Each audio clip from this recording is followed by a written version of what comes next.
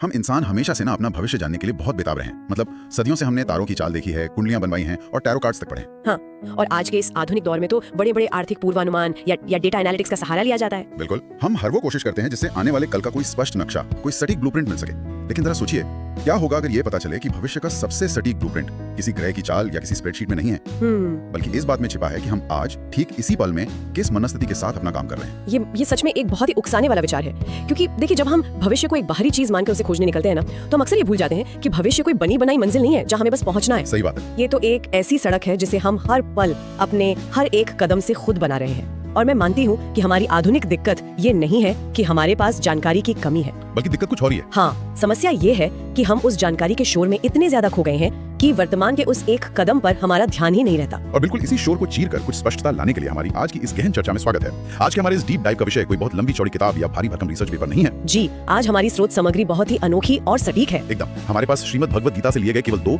बहुत ही छोटे लेकिन बेहद प्रभावशाली सूत्र हैं। और मैं साफ कर दूं, हमारा मिशन आज किसी भी तरह के धार्मिक या दार्शनिक ज्ञान के बोझ तले दबना नहीं है। बिल्कुल नहीं, हमारा लक्ष्य तो इन 2 वाक्यों के पीछे छिपे विशुद्ध मनोवैज्ञानिक और व्यवहारिक अर्थों को डिकोड करना है। क्योंकि ये वाक्य दिखने में शायद एक लाइन के लगे, लेकिन अगर इनकी गहराई में उतरा जाए तो इनमें हम इंसानों की सबसे बड़ी चिंताओं को सुलझाने की क्षमता है। तो चलिए इसे थोड़ा विस्तार से समझते हैं। मुझे लगता है ये स्रोत सामग्री आज के समय के लिए एकदम सही है। अक्सर हम लोग समाधान के लिए ना जटिलता की ओर भागते हैं। हाँ, मतलब हमें लगता है कि अगर समस्या बड़ी है, जैसे करियर का तनाव या आर्थिक चिंताएं, तो उसका समाधान भी कोई बहुत बड़ा और जटिल होना चाहिए। बिल्कुल, लेकिन मानव मनोविज्ञान और हमारा प्राचीन ज्ञान दोनों ही ये बताते हैं कि सबसे गहरे सत्य अक्सर सबसे सरल शब्दों में ही पिरोए गए होते हैं। तो बिना देर किए स्रोत सामग्री के पहले सूत्र की ओर बढ़ते हैं। पहला सूत्र कहता है, जो आज किया वही भविष्य बनाएगा। अब देखिए, पहली नजर में सुनने पर यह विचार कितना स्पष्ट और सीधा लगता है। कोई जादुई रहस्य नहीं है इसमें। मुझे तो ये बिल्कुल वैसा ही लगता है जैसे कोई इंसान ईंटों की एक इमारत बना रहा हो। बहुत अच्छी एनालॉजी है ये, है ना। मतलब भविष्य कोई ऐसी इमारत तो है नहीं जो अचानक किसी दिन आसमान से टपक कर जमीन पर खड़ी हो जाएगी। ये तो उन ईंटों से बनी एक दीवार है जिन्हें हम रोजाना एक एक करके रख रहे हैं। हमारी रोजमर्रा की आदतें, हमारे छोटे छोटे फैसले, यही वो ईंटें हैं। और आपके इस ईंटों वाली एनालॉजी में एक बहुत ही महत्वपूर्ण मनोवैज्ञानिक परत भी छिपी है। अगर मैं इसे मनोवैज्ञानिक की भाषा में समझाऊं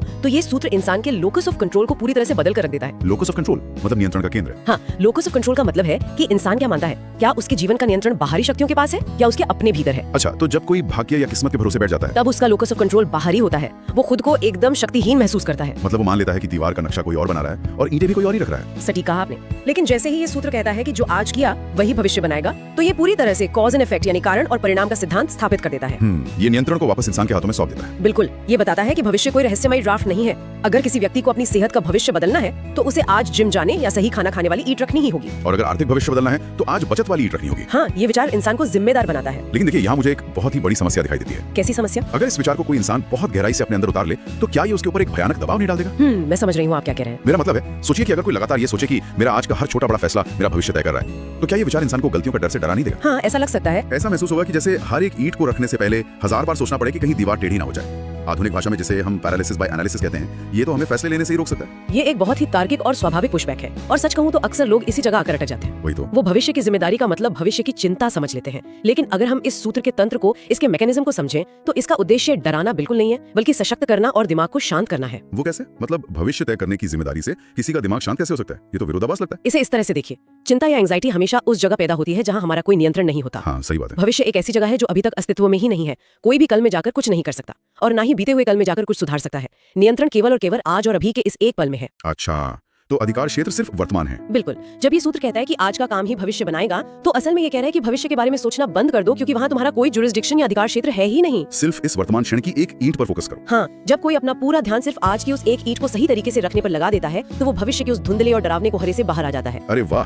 ये एक बहुत ही दिलचस्प नजरिया है। मतलब अगर कोई अपने ऑफिस में किसी बड़े प्रोजेक्ट को लेकर घबराया हुआ है कि क्या मुझे प्रमोशन मिलेगा, क्या प्रोजेक्ट सफल होगा, तो ये घबराहट भविष्य की है। हाँ। और इसका इलाज ये नहीं है कि वो भविष्य के बारे में और ज्यादा सोचे, बल्कि इलाज ये है कि वो वापस वर्तमान में आए और देखे कि आज अभी इस घंटे में उसे कौन सा ईमेल भेजना है या कौन सी रिपोर्ट लिखनी है। एकदम सही। सिर्फ उस एक रिपोर्ट पर ध्यान देना ही भविष्य को सुरक्षित करने का एकमात्र तरीका है। और न्यूरोलॉजी भी यही मानती है। जब इंसान भविष्य के अनजाने खतरों के बारे में सोचता है ना, तो उसका दिमाग स्ट्रेस हार्मोन रिलीज करता है। लेकिन जब वो किसी एक निश्चित वर्तमान काम पर फोकस करता है, तो उसे नियंत्रण का एहसास होता है और तनाव अपने आप कम हो जाता है। बिल्कुल। तो ये सूत्र डर पैदा करने वाला नहीं, बल्कि डर से आजादी दिलाने वाला टूल है। बिल्कुल। तो चलिए, यहाँ से एक नया सवाल खड़ा होता है। हम ये समझ गए कि भविष्य की दीवार आज की ईंटों से बनती है और हमें सिर्फ आज की ईंट पर ध्यान देना है। लेकिन जरा रोजमर्रा की जिंदगी के बारे में सोचिए। बताइए। क्या हमेशा ऐसा हो पाता है? अक्सर ऐसा होता है कि हम फोकस करना चाहते हैं, सही काम करना चाहते हैं, लेकिन हमारे दिमाग में 100 अलग अलग चीजें चल रही होती हैं। हाँ, ये तो सबके साथ होता है। कभी किसी सहकर्मी की कोई बात चुप जाती है, कभी ट्रैफिक का गुस्सा सिर पर सवार होता है। ऐसे में हम ईंट तो रख रहे होते हैं, लेकिन हमारे हाथ कांप रहे होते हैं। सही कहा। तो अगर हमारे आज के कर्म ही हमारा भविष्य बनाते हैं, तो ये कैसे सुनिश्चित किया जाए कि हमारे हाथ ना कांपे, आज के कर्म सही हों, इसके लिए किस चीज की सबसे ज्यादा जरूरत होती है? और यही वो बिंदु आता है जहाँ हमारे स्रोत सामग्री का दूसरा सूत्र पहले सूत्र के साथ आकर जुड़ जाता है। आपने बिल्कुल सही कहा कि ईंटें तो सब रख रहे हैं, कर्म तो हर कोई कर रहा है। लेकिन दीवारें टेढ़ी हो जाती हैं। हाँ, क्योंकि ईंट रखने वाले की मानसिक अवस्था स्थिर नहीं होती और इसी स्थिरता को गीता के दूसरे सूत्र में परिभाषित किया गया है। हाँ, और यहाँ बात सच में बहुत ज्यादा दिलचस्प हो जाती है, क्योंकि स्रोत सामग्री का दूसरा सूत्र कहता है मन का संतुलन ही योग है। अब आधुनिक दुनिया में जब योग शब्द का जिक्र आता है तो दिमाग में सबसे पहले क्या छवि उभरती है? एक रबर की योगा मैट, जिम के कपड़े और शरीर को अलग अलग दिशाओं में मोड़ना। लेकिन यहाँ तो परिभाषा पूरी तरह से मानसिक है। ये योग शब्द के सबसे गहरे और मूल अर्थ की ओर इशारा करता है। शारीरिक आसन उस पूरी प्रक्रिया का सिर्फ एक बहुत ही छोटा सा हिस्सा है। तो इसका मनोवैज्ञानिक अर्थ क्या हुआ? मनोवैज्ञानिक स्तर पर जिसे हम योग कह रहे हैं उसे अंग्रेजी में इक्वानिमिटी या कॉग्निटिव फ्लेक्सिबिलिटी कहा जा सकता है। इक्वानिमिटी यानी संभाव। हाँ, बाहरी दुनिया हमेशा उथल पुथल से भरी रहेगी, लेकिन उस उथल पुथल के बीच अपने मन के अंदर एक स्थिर केंद्र बनाए रखना ही असली योग है। सफलता में बहुत अधिक खुश न होना और विफलता में बहुत अधिक निराश न होना। मैं इस मन के संतुलन वाली बात को समझने के लिए एक और एनालॉजी पेश करना चाहूंगा। बिल्कुल, बताइए। क्या हम इसे एक आधुनिक गाड़ी के शॉक एब्जॉर्बर की तरह देख सकते हैं? मतलब जब हम सड़क पर गाड़ी चला रहे होते हैं तो पूरी सड़क एकदम हाईवे की तरह चिकनी तो होगी नहीं? गड्ढे तो आएंगे। बिल्कुल।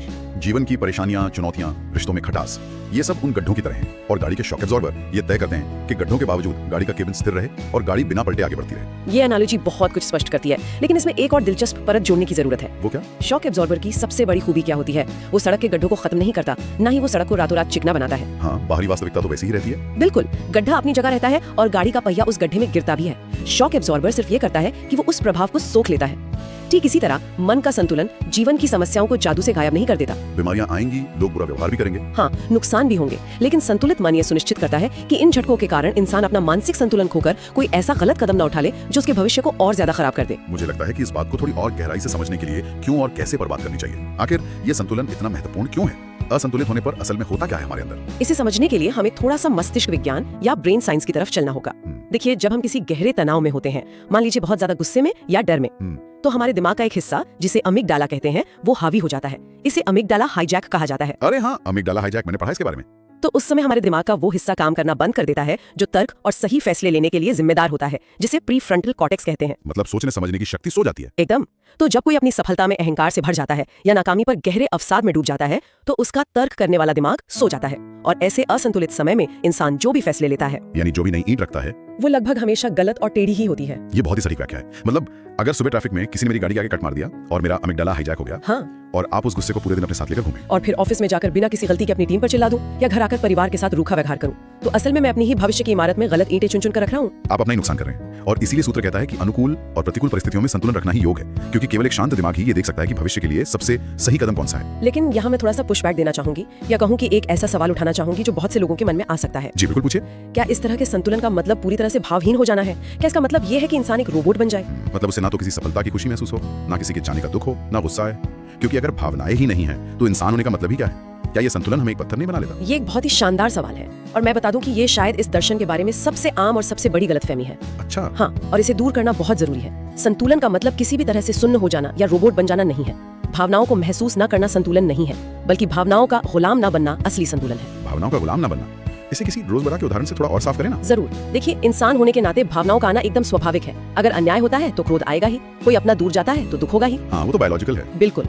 योग या मन का संतुलन ये नहीं कहता कि आप उस क्रोध को किसी तिजोरी में बंद करके दबा दें। मनोविज्ञान भी कहता है कि भावनाओं को दबाना खतरनाक है। तो फिर संतुलन क्या है? संतुलन का असली अर्थ ये है कि आप उस भावना को महसूस करें, उसे स्वीकार करें, लेकिन उस भावना को अपने फैसलों की ड्राइविंग सीट पर ना बैठने दें। मतलब भावनाएं यात्री तो हो सकती हैं, लेकिन ड्राइवर नहीं बन सकती। एकदम सही। मान लीजिए कि ऑफिस में किसी ने आपका अपमान किया, आपको बहुत तेज गुस्सा आ रहा है। हाँ, जो कि स्वाभाविक प्रतिक्रिया है। लेकिन उस गुस्से की आग में आकर तुरंत कोई ऐसा जवाबी ईमेल लिख देना जिसमें अपशब्द हो, जिससे आपकी नौकरी खतरे में पड़ जाए, ये असंतुलन है।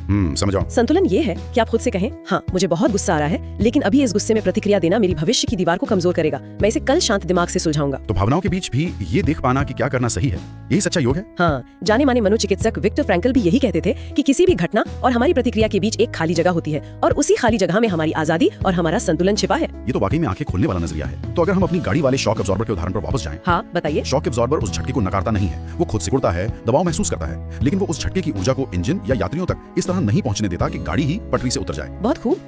इंसान को भी बस यही करना है, भावनाओं को सोखना है, लेकिन उन्हें अपने कर्मों को भ्रष्ट नहीं करने देना है। और अगर हम अब इन दोनों सूत्रों को एक साथ रखकर देखें तो पूरी तस्वीर एकदम साफ हो जाती है। बिल्कुल, ये एक पूरा का पूरा जीवन जीने का विज्ञान है। पहला हिस्सा कहता है कि हमारा भविष्य हमारे आज के कर्मों पर निर्भर करता है, और दूसरा हिस्सा कहता है कि हमारे आज के कर्म सही हों इसके लिए हमारे मन का संतुलन यानी हमारा अपना आंतरिक शॉक एब्जॉर्बर पूरी तरह से ठीक होना चाहिए। हाँ, जब मन संतुलित होता है तभी हम बिना किसी डर या गुस्से के सही ईंट सही जगह पर रख पाते हैं। ये एक बहुत ही परिपक्व ढांचा है। ऐसा लगता है कि जीवन का वो ब्लूप्रिंट कोई कागज नहीं है, ना ही तारों में लिखा है, वो हमारे अपने दिमाग के अंदर मौजूद है। और मजे की बात यह है कि इस आर्किटेक्ट को जगाने के लिए किसी विशेष डिग्री की आवश्यकता नहीं है। इसके लिए बस थोड़ी सी आत्म जागरूकता चाहिए। जब हम अपनी मानसिक अवस्था के प्रति जागरूक हो जाते हैं तो हम अपने आप सही कर्म की ओर मुड़ जाते हैं। बिल्कुल। और आज के इस गहरे विश्लेषण को समेटते हुए यहाँ एक बहुत ही दिलचस्प और शायद थोड़ा परेशान करने वाला विचार है जिस पर हम इंसानों को गहराई से सोचने की जरूरत है। वो क्या? ये विचार आज की हमारी इस चर्चा से ही उपजा है।